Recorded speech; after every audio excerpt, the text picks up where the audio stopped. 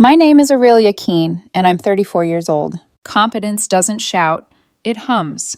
The dishwasher nudging itself to off-peak at 12:01, the budget sheet exhaling green across its cells, the calendar block labeled Hard Talk, repeating on the second Tuesday so tiny cracks don't widen into sinkholes. I like ballast. Nobody notices ballast until the boat lists. On a quiet Tuesday, the apartment we picked together, which mostly meant I paid and he approved, sat in its evening pose, news murmuring from the TV, the lamp cutting a soft triangle across the rug he loved, meaning he loved how it looked in my photos. I was syncing files across devices when Marcus's messages fluttered open on the shared tablet. He never bothered to log out. He angled his phone away with the muscle memory of someone who'd practiced it. It was silent, utterly, devastatingly silent. The thread had a name, Sabrina Cole. The ex he swore was an old chapter, the one I was insecure about, the one who wanted him back, but he was strong. On the glass, their chat scrolled, with a tone that made my stomach go cold. Don't lose your nerve, babe. You said once her money clears, we can finally breathe. I won't. I'm just waiting for her inheritance. Then I'm yours. Promise. I closed the tablet. The air in our apartment felt thin and foreign, like I'd slipped into a set I didn't remember auditioning for.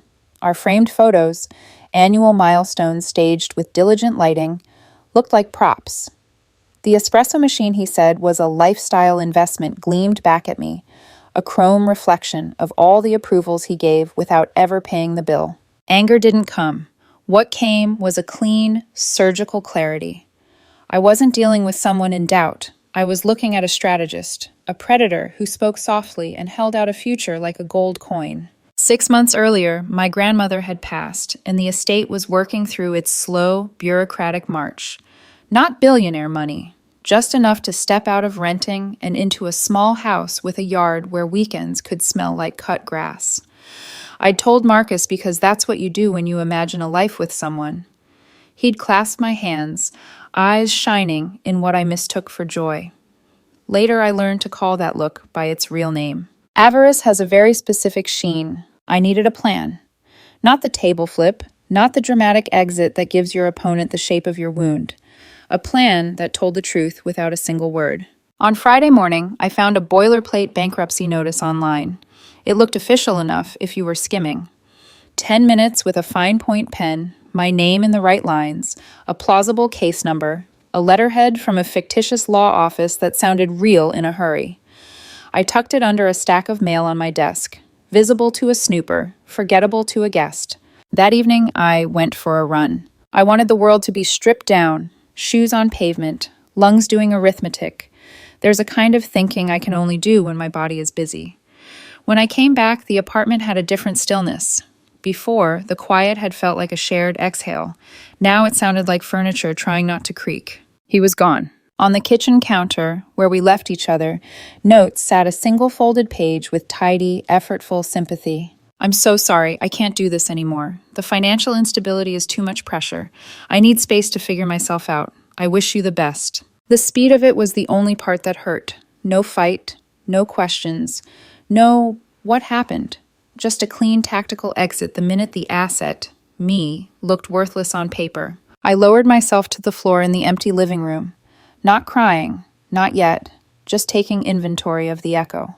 I thought of the times I'd caught that quick glassiness in his eyes when I talked about the future, algebra he was doing in the background, adjusting variables I didn't know were in play. I thought of the tablet's quiet confession. I'm just waiting for her inheritance. Then I'm yours. For a few weeks, nothing. I did the unglamorous choreography of disentangling a life, packed his things, canceled the joint Spotify, reclaimed the passwords he'd forgotten. I grieved the person I'd invented and the future I'd written for us in soft pencil, pressing harder than I knew. Then the estate finalized, the funds cleared. The house I'd been watching was still on the market. Modest, 2 bedrooms, a porch like a folded hand, a small, overgrown yard asking for patience. As a cash buyer, I fast-tracked the closing. 3 weeks of inspections, title searches, signatures where the paper thinned under the pen. In the language of real estate, it felt like lightning. On move-in night, I unlocked my own front door as its owner. The air smelled like possibility and dust. I sat on the top step with the key in my palm and snapped a single photo. Caption, "New beginnings. No tags. No audience in mind." I wanted the ceremony of telling the world without actually telling anyone. It took 7 minutes. My phone lit up. Marcus, incoming call. I let it ring. Again. Marcus. Then texts. Then a number I didn't recognize. Voicemail. The voice was low, male, and irritated. I didn't need the caller ID to know who. Sabrina's orbit tends to collect a Brian or a Jared, men who think volume equals truth. The screen buzzed like a nest. I didn't answer. I watched dusk climb the trees and turn the porch light into a halo on the steps. Inside, the house hummed in a language I understood. Systems, schedules, doors that close properly. I set the first box down in the hallway and decided I'd keep the worst of the story for myself, where it would harden into a seam but not dictate the architecture. The next morning, the messages kept coming. Confused, saccharine, then righteous. Marcus toggled tones like radio stations. I was so worried when I saw that letter. You disappeared. I didn't know what to do. This is cruel, Aurelia. There it was, the pivot. My quiet test reframed as manipulation. The liar calling the mirror unfair.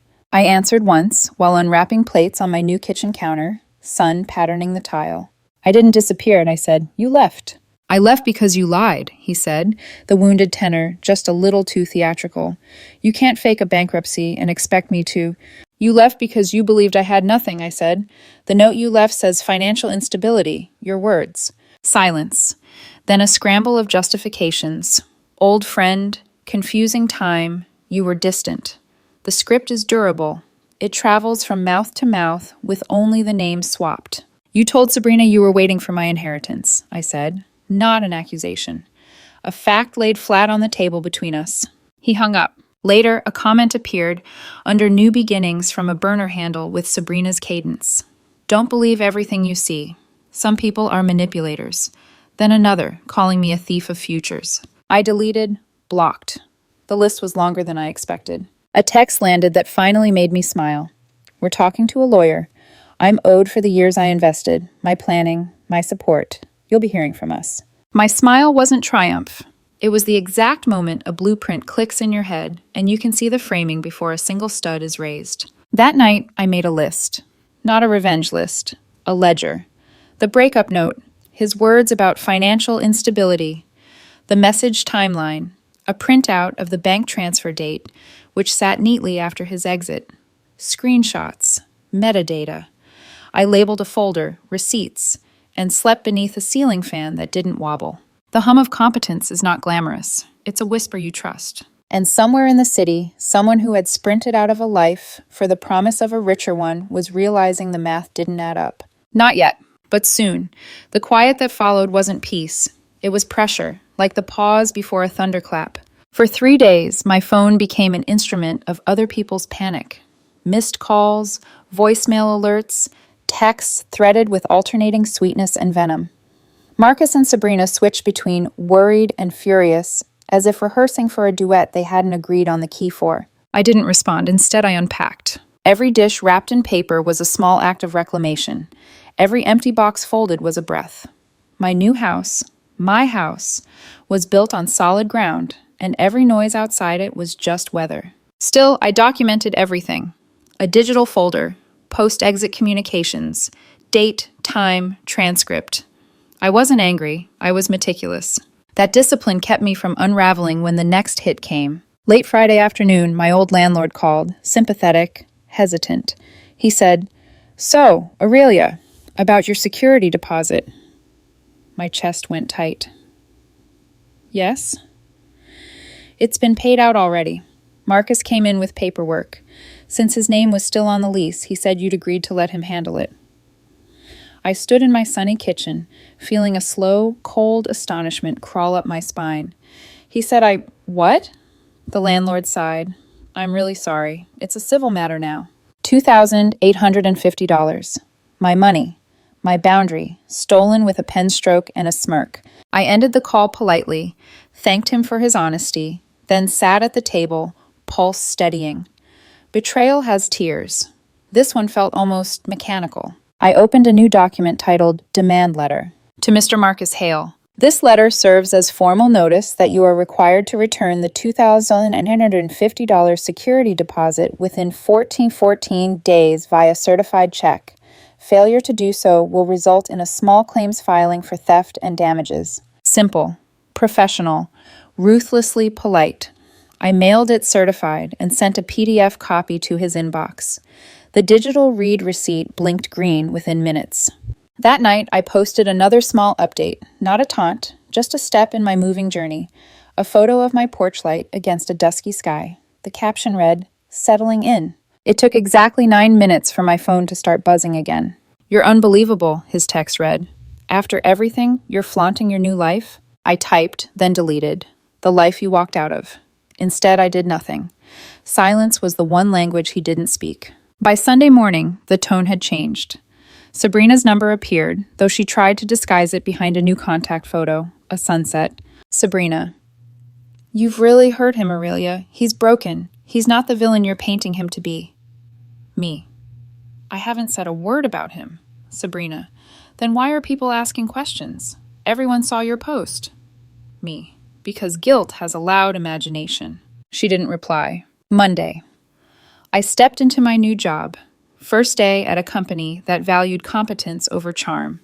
The HR badge clicked against my chest. I smiled politely at strangers who didn't know I'd just turned betrayal into casework. At lunch, I opened my phone to a notification storm. "Marcus Hale has tagged you in a post." My stomach didn't drop, it steadied. I clicked. A long caption under an old photo of us. "Some people fake everything. Love, bankruptcy, empathy. Be careful who you trust." The comments section bloomed like mold. Mutual friends chiming in, half curious, half judgmental. Wait, what happened? "Aurelia, is this true?" For an hour, I said nothing. Then, one by one, I blocked and archived. Let him perform. I'd rather build. That evening, I heard my name shouted across a downtown plaza. "Marcus." He crossed the square fast, clean-cut rage in motion. His jaw worked like a machine barely holding back words. "We need to talk." I kept my stride. "We don't. You think you can just humiliate me like this? You lied. You faked that notice." I turned to face him. The crowd noise dimmed to a hum. "And you left. Instantly. No one forced you." His eyes flashed. "You made me believe—" "I didn't make you believe anything, Marcus. You believed what suited you." He stepped closer. Too close. "You owe me something. 2 years of my life, Aurelia. Support, planning, that house, that money, it was supposed to be ours." There it was. The entitlement dressed as pain. I could have laughed if it didn't make my skin crawl. "You looked at Zillow with me," I said quietly. "That's not partnership, that's window shopping." He went red. "You're unbelievable." "Careful," I said, voice low. "You're on a security camera, and I'm recording audio." His mouth twitched. Guilt, surprise, calculation, all fighting for control. "Fine," he spat. "You'll hear from my lawyer." Then he turned, the sound of his retreating footsteps swallowed by the city. I exhaled and walked straight to my car. Inside, I pulled out my phone, opened in my notes app, and typed, "Marcus Confrontation, November 14th, 6:42 p.m. Admitted feeling owed for my inheritance. Threatened legal action. Witnesses, passerby crowd. Evidence, documentation. Not revenge, just architecture." By the time I got home, the adrenaline had thinned into exhaustion. I showered, changed into soft cotton, poured myself a glass of water, and scrolled through the evening news. Buried between headlines was a quote I'd once bookmarked. "Never argue with someone rewriting history. Keep your own records." I smiled. The following morning, an envelope arrived. Thin, officious, with a stamped court emblem peeking through the window. Marcus Hale versus Aurelia Keene. Claim amount, $5,000. Reason: emotional damages, manipulative deception, compensation for services rendered during cohabitation. I set it down carefully as if it were fragile. Then I started a new folder. Exhibit prep. There's a kind of peace in paperwork. Every lie leaves fingerprints. You just have to learn to dust for them. The first time I walked into the courthouse, it didn't feel like vengeance. It felt like administration. Fluorescent lights, waxed floors, and the faint, dusty smell of people who wanted things fixed. I was early. I always am. The clerk raised an eyebrow at my neat folder. Tabbed, labeled, Everything in chronological order. You're representing yourself? Yes, I said. The truth is affordable. The days leading up to the hearing were a lesson in human theater. Marcus's circle, mutual friends, colleagues, even his gym acquaintances, began reaching out with concern, the kind that hides curiosity behind sympathy. He says you manipulated him. He was so generous to you. You're too smart to let it get this ugly. I replied to none of them. Let them pick sides before they know the script. It saves time later. But inside the silence, the ache grew. There's a loneliness in being miscast as the villain. You want to shout your receipts into the world, but you don't, because dignity, once traded, is nearly impossible to buy back. So I built instead. Exhibit A, the breakup note. His handwriting, precise and self-pitying, referencing financial instability, dated the day after the fake bankruptcy notice appeared. Exhibit B, screenshots of his messages to Sabrina. Just waiting for her inheritance, then I'm yours. Time-stamped, geotagged, backed up twice. Exhibit C, the inheritance transfer record. The funds cleared 3 weeks after he left. Exhibit D, the confrontation log from the plaza. My time-stamped notes about his admission that he felt owed and his threat of a lawsuit. Exhibit E, proof of the stolen deposit. Bank withdrawal records, landlord correspondence, the certified letter demanding repayment. It wasn't revenge, it was restoration. Brick by brick, rebuilding the truth in a format the law could read. 3 days before this hearing, Marcus appeared again, this time at my new address. I knew because the motion sensor light caught him, that halting gait of someone who wants to look accidental. He left an envelope under the doormat. Let's settle this quietly. You know you pushed me to this. If you drop it, I'll drop it. He still didn't understand. There was nothing left to settle. You can't barter for integrity after you've auctioned it off. I took a photo of the envelope in place, slipped on gloves, and sealed it in a plastic bag. Evidence F. That night, the old ache came back.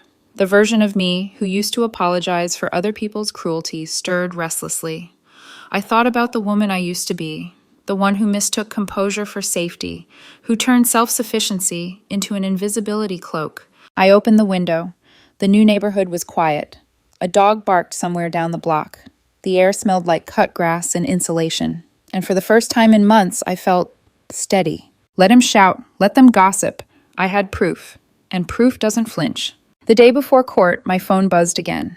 An unknown number, but the voice was unmistakable. Sabrina. Aurelia, listen, we can all walk away from this. You're making it worse. I'm not making it anything, I said. I'm just showing the evidence. Her voice sharpened.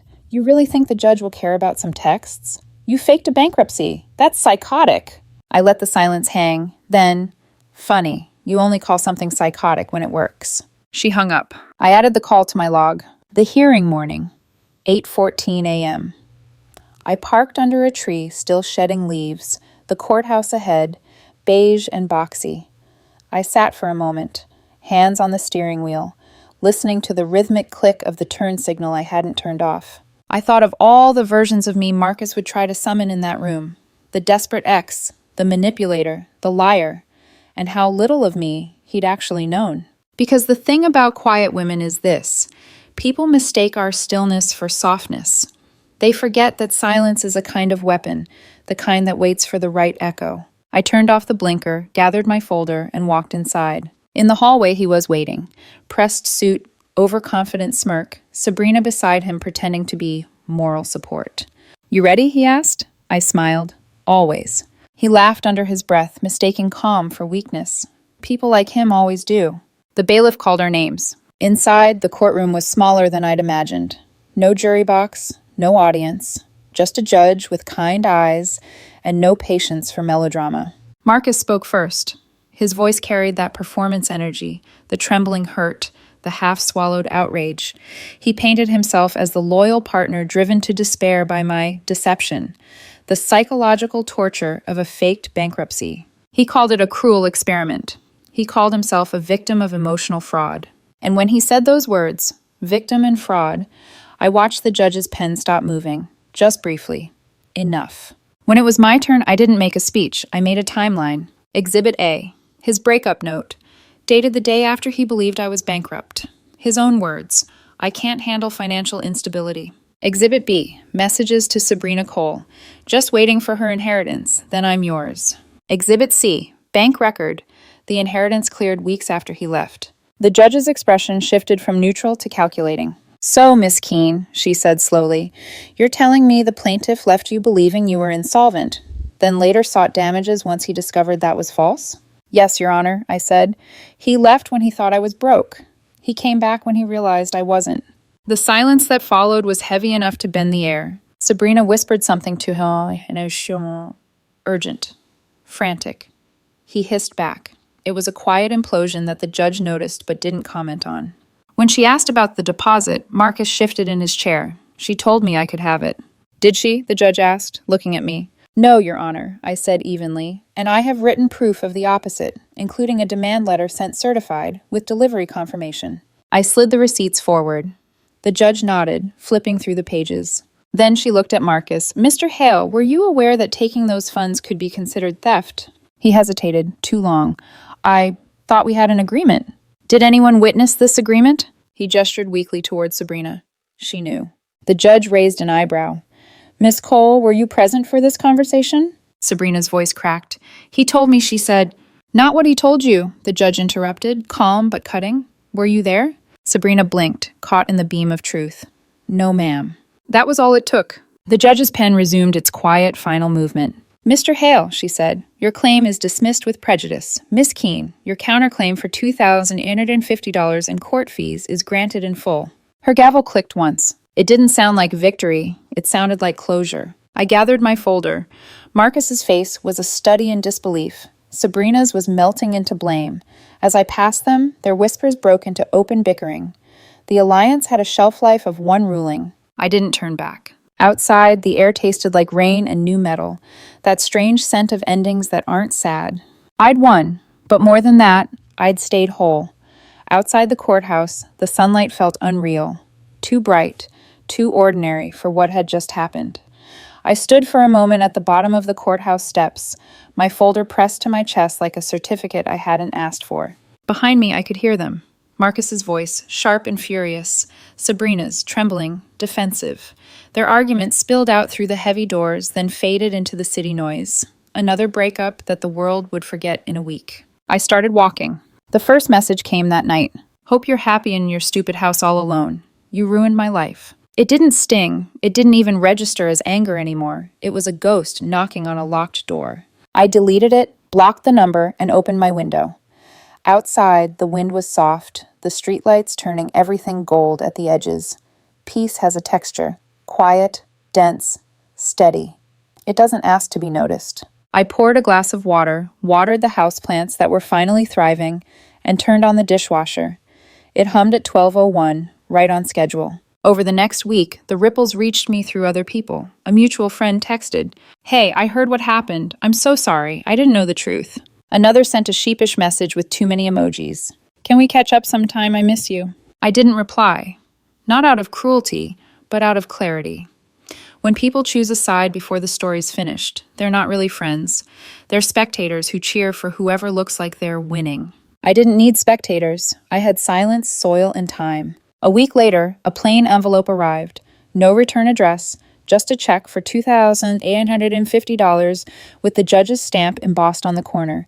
The refund of what was stolen. No note, no apology. I held it for a long moment before sliding it into a drawer. It wasn't the money that mattered. It was the principle. Every lie has a receipt, and sometimes justice really is paper thin.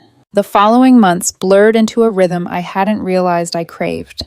I planted herbs along the back fence, rosemary, basil, mint, the kind of patience that grows roots before it grows leaves. I started running again, not from anything, just because the air tasted better when I moved through it. The house filled with the small sounds of an honest life, the washing machine spinning, a kettle cooling, the sound of a page turning without tension. For a while, I wondered if I'd ever stop replaying that night. The fake notice, the empty apartment, the sound of nothing where a life used to be. But the memory softened, like a scar that stops aching when it rains. Sometimes I think about Marcus and Sabrina, not with anger, but with a kind of detached curiosity. People like them never really lose dramatically. They just unravel quietly. A job gone, A friend lost. The wrong person finally noticing the pattern. I don't wish them misery. Misery is loud, and I've had enough of noise. One Saturday morning, I sat on my porch with coffee and the newspaper. A sparrow landed on the railing, feathers puffed against the wind. In the distance, someone's lawnmower started, a reminder that life keeps trimming itself down to size no matter how messy it gets. I thought about my grandmother, the one whose inheritance had started this entire storm. She used to say, "Money doesn't change who you are, it just turns the volume up." Marcus had proven that true in every way. When friends ask if I ever want to date again, I tell them maybe someday. When I meet someone who understands that peace is louder than drama, that steadiness is a kind of passion, and that love doesn't need an audience. Until then, I'm content with this.